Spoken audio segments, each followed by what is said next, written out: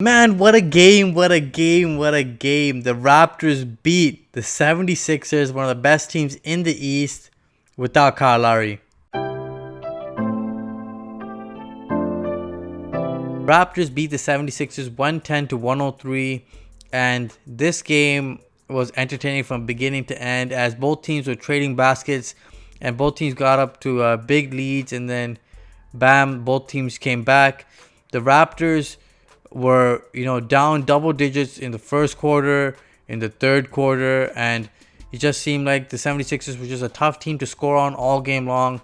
Ben Simmons was a problem from the get-go, just going downhill, getting to the free throw line. He was getting the benefit of a few calls tonight, but 28 points, 9 and 5 from him.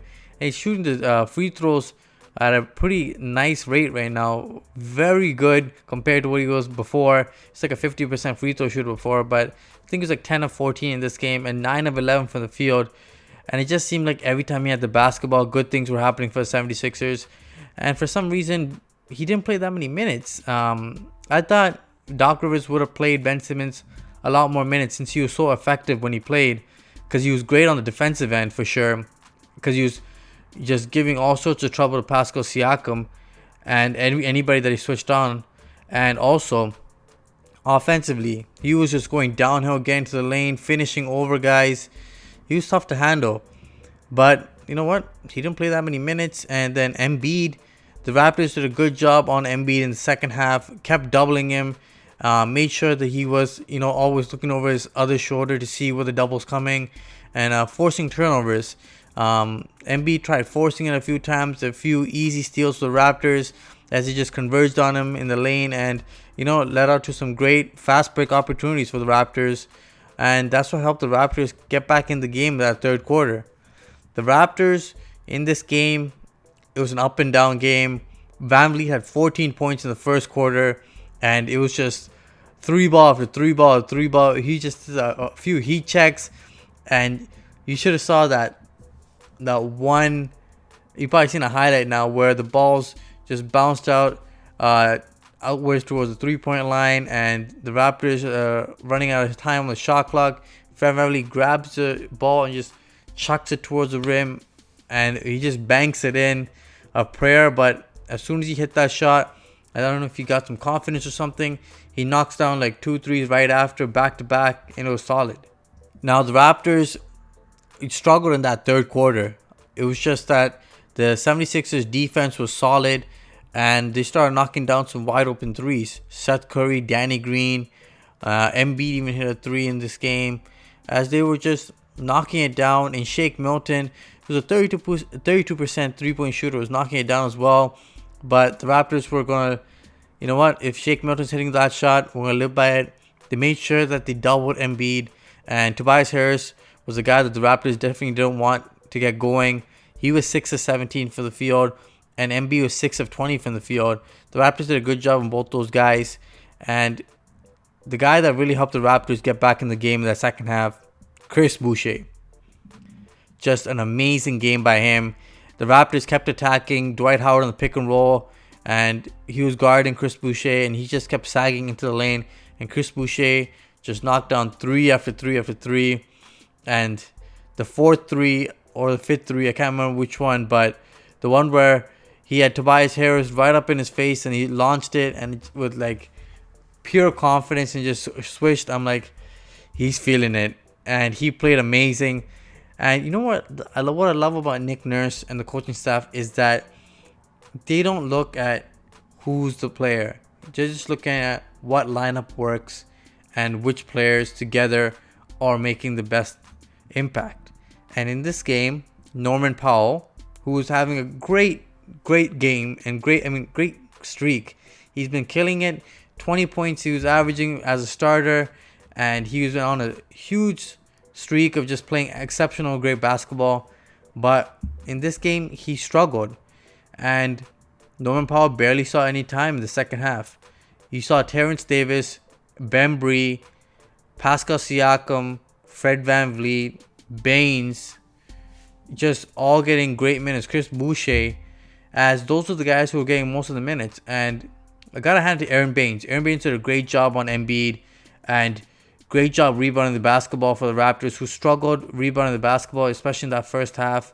But Baines was solid. He was hitting the shot inside, dunking the basketball. He was finishing hard, and he was decisive, which is exactly what the Raptors need. And, man, he set some strong screens.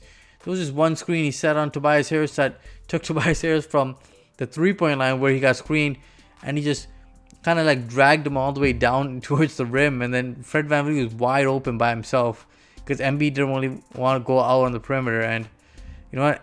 Fred VanVleet got his easiest shot of the game, and he knocked it down. Fred was great, but your MVP tonight, Pascal Siakam. Pascal was guarded by Ben Simmons, their best defender, and still he scored 23 points, 7 boards, 8 assists. He was playmaking, he was scoring, he made the right decisions, he was great defensively. Pascal has really, after a rough start in the beginning, he's really found himself, and he's playing exceptionally great basketball, all-star level basketball, and he played great tonight. Fred VanVleet, great. Chris Boucher, amazing. Those 6 points in that third quarter to really get the Raptors back into the game after going down by double digits. And then the 11 in the fourth quarter were huge. But contributions from everybody. Shout out to Terrence Davis. He had a good game against the Milwaukee Bucks. Not the Milwaukee Bucks, against the Timberwolves. But in this game, Nick Nurse and his staff rewarded him by giving him early minutes, and he rewarded the team big time. He made the right decisions, which was a shock to me because he drove in, didn't get the charge, and dropped it off to Bembry twice. And I'm like, he's actually passing the basketball. And when Terrence Davis puts it all together and actually plays smart basketball, he's a really good player. He's got great potential. He's got the offensive repertoire to score anytime, any place, and he's got a decent enough handle. He can create space. Just got to see a little more of that on a consistent basis. And he's just got to play smarter and stop fouling. And he did just that in this game. Him and Bembry have a good connection going. They connected for 2 dunks in this one, which was nice to see. But overall, as a team, the Raptors did a great job of just defending and scoring, especially in that second half. The Raptors held the 76ers to 19 points in that fourth quarter, which is huge. And if this Raptors team plays defense like this, it's going to be tough for teams to beat us. Now, the Raptors do face the 76ers once again on Tuesday. So, it'll be a little bit of a revenge game. OG had some good moments in this one too. Gotta hand it to OG. He had those big post scores in the fourth quarter. And his defense was solid all game long. But, you know what? This team is really putting it together. And it's great to see. And it's fantastic. And I just read the news that his assistant head coach, Chris Finch, just got hired as the new Timberwolves head coach. So congrats, coach. That's a great achievement for you. And it's great to see the Raptors coaching staff recognized. And it seems like we're like the San Antonio Spurs tree, where we're just producing coaches and head coaches time after time. First, Nate Bjorkgren is the Indiana Pacers head coach. And now Chris Finch is the Minnesota Timberwolves head coach. As the Raptors keep giving more and more teams more and more coaches. But you know what? Congrats to him. It's a big role for Chris Finch in Minnesota since they've been struggling. But you know what? Congrats and good luck to you. By the way, it's a great game by the Raptors.